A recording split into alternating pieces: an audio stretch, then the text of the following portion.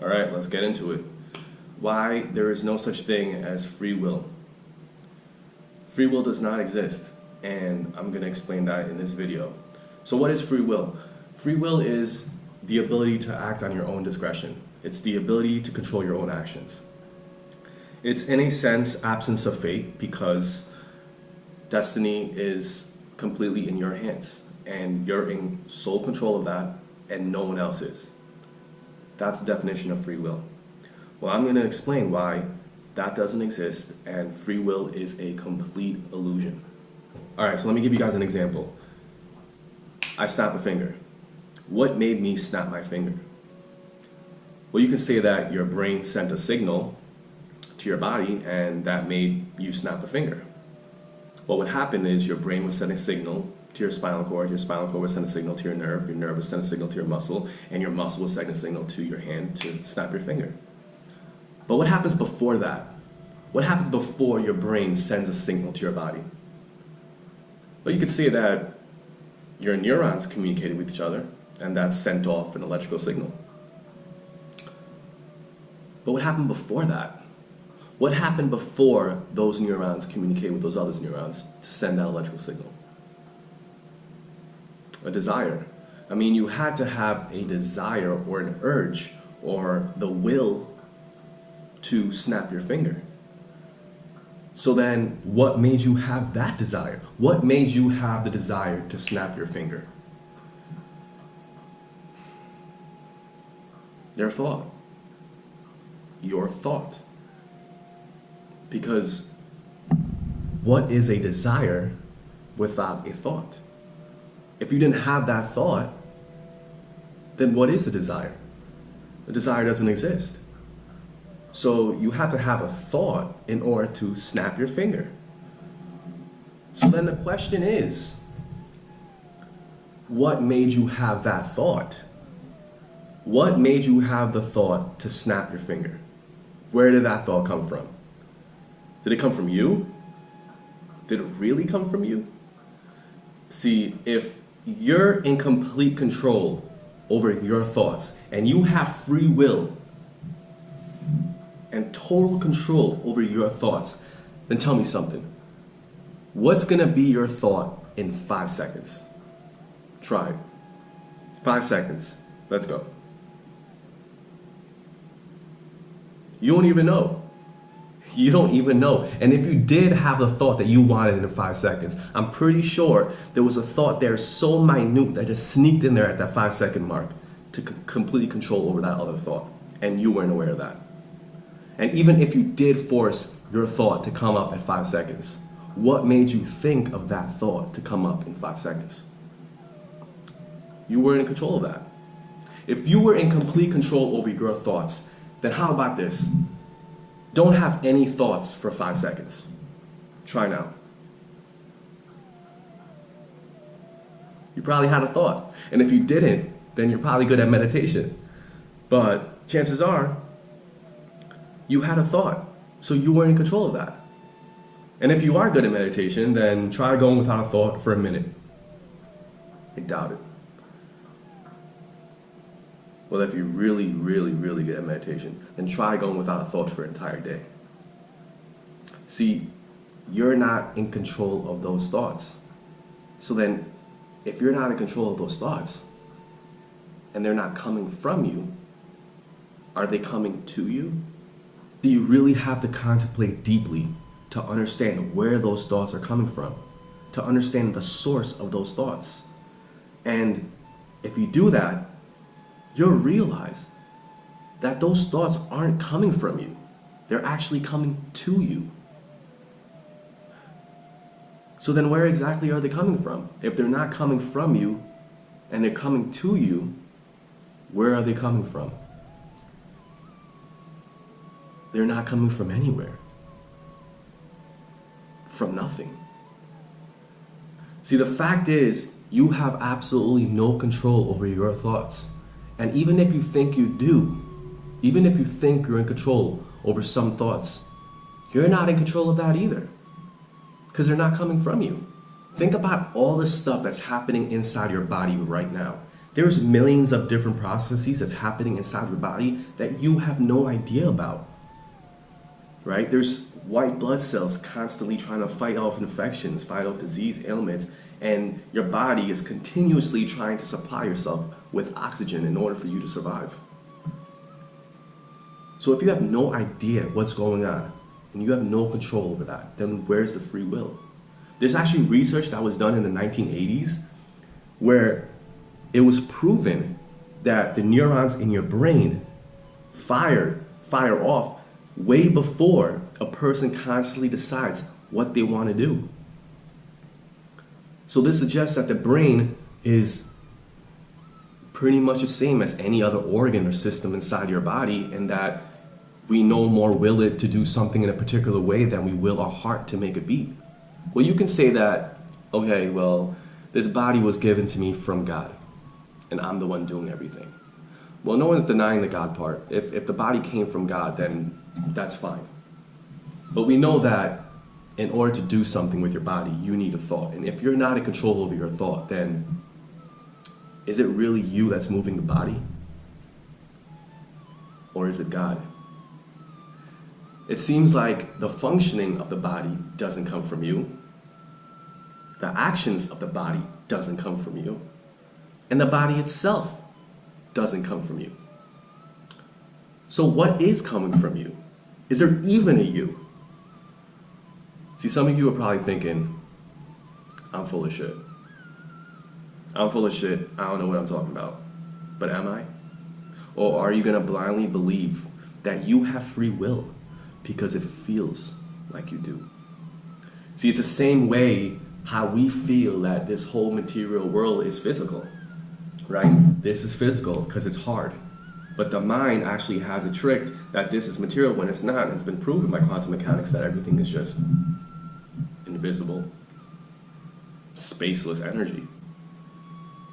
And it's the same way that your mind has you tricked that you're in complete control over what you do. See, you might feel like you're in complete control of everything because it feels like it. See, all of these different things that I'm doing, all these different expressions, this movement of the body, all happening so fast, all happening so fluidly, that it just feels like I'm doing it.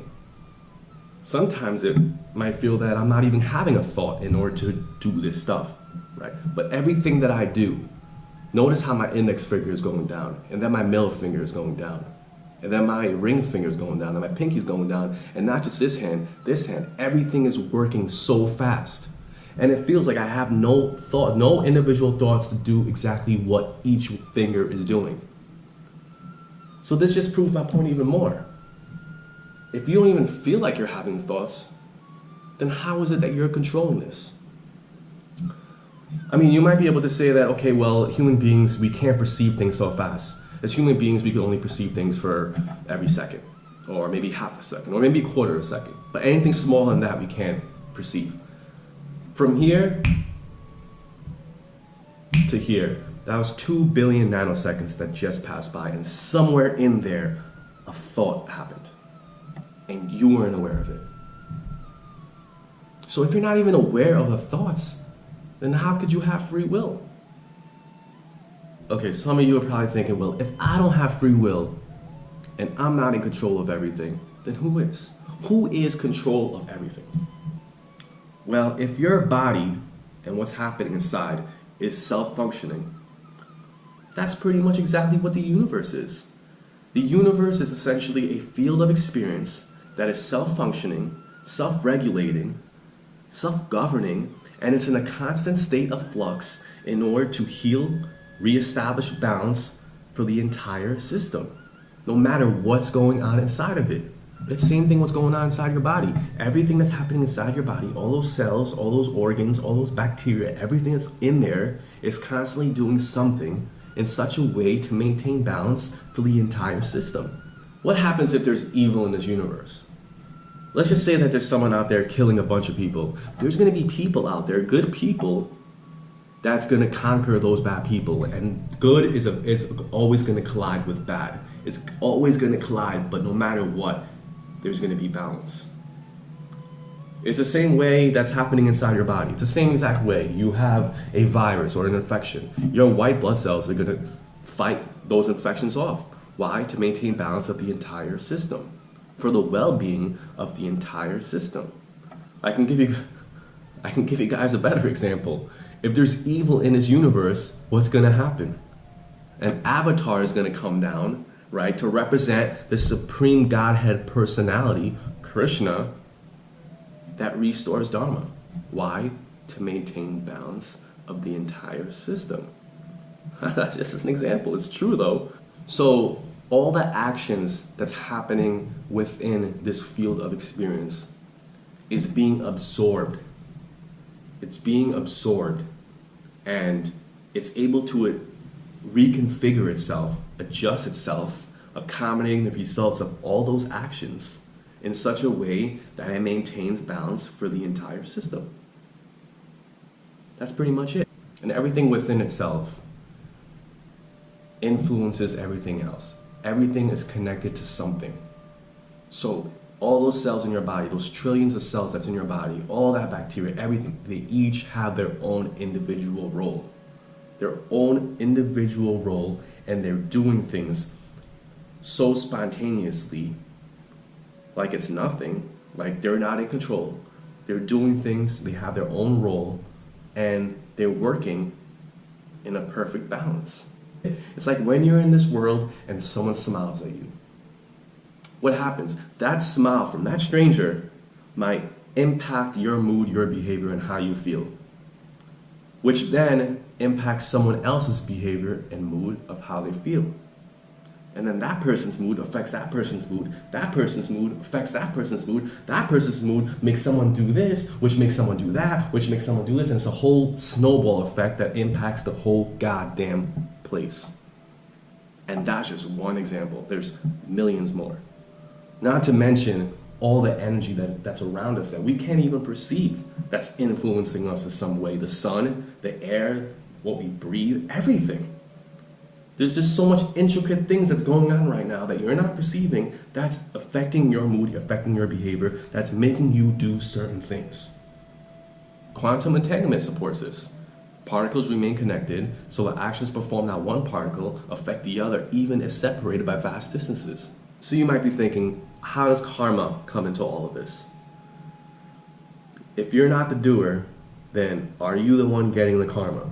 Well, if the field of experiences is getting everything, that means it's getting the karma, and you're within it, you're inside of it, so yeah, you're gonna get the karma. But that's only if you're talking from the ego. From an ego's perspective, you will get the karma. So you might be thinking, well, okay, if I don't have free will and I'm not in control of everything, then you know what? I'm just gonna sit down and not do shit.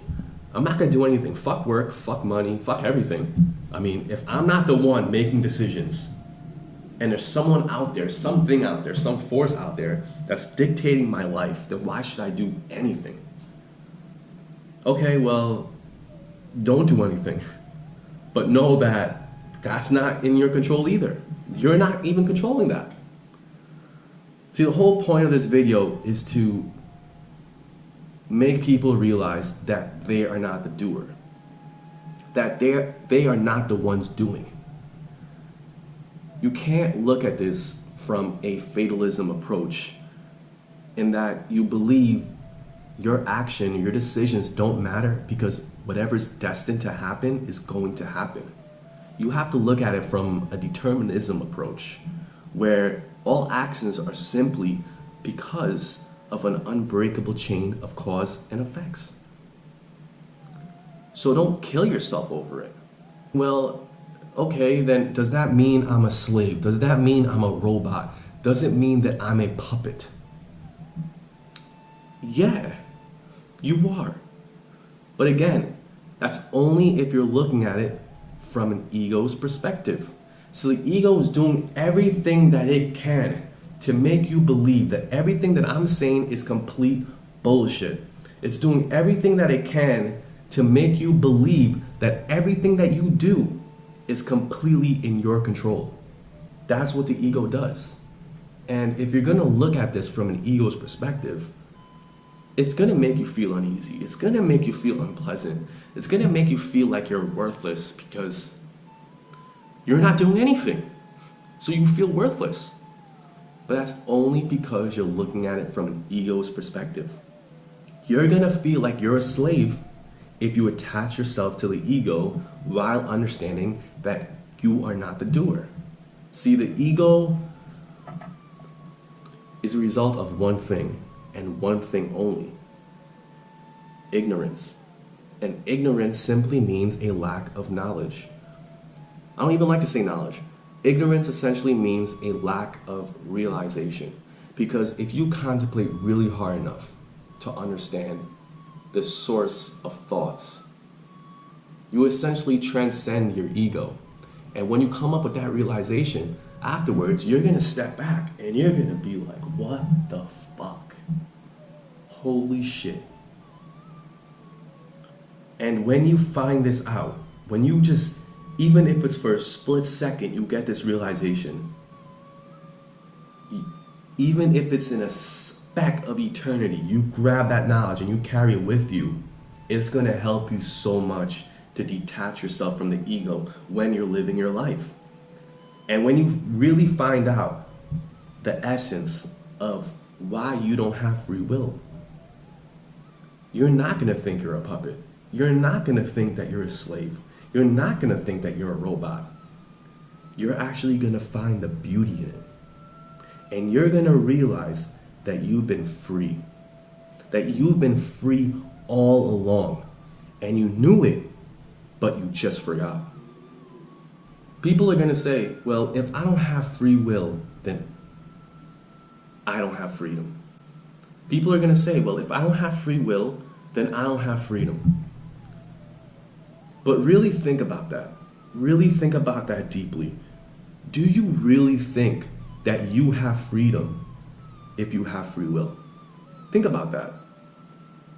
Let's just say that I have free will and I could do whatever I want. So, I don't know. I want to get a hooker. I want to get a hooker tonight because I'm in a mood for a hooker. I'm not speaking from personal experience. I actually think that's very degrading, but let's just say that I want to get a hooker. So I buy a hooker, now I'm satisfied. Now a couple of days go by, a week goes by, and I get that urge again to have another hooker. But this time, I have no money. I can't pay for that. So what's going to happen? Well, I have no money. I can't pay for a hooker. I can't get satisfied. So now I feel like shit. I feel like I'm not getting satisfied, so I feel grumpy. You know, I feel like I'm worthless because I have no money to buy a hooker. I feel like I'm fucking broke.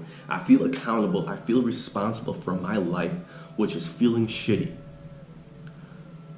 But if you just realize that you're not in control of anything, that you are not in control over the decisions you make and the actions you take, if you understand that,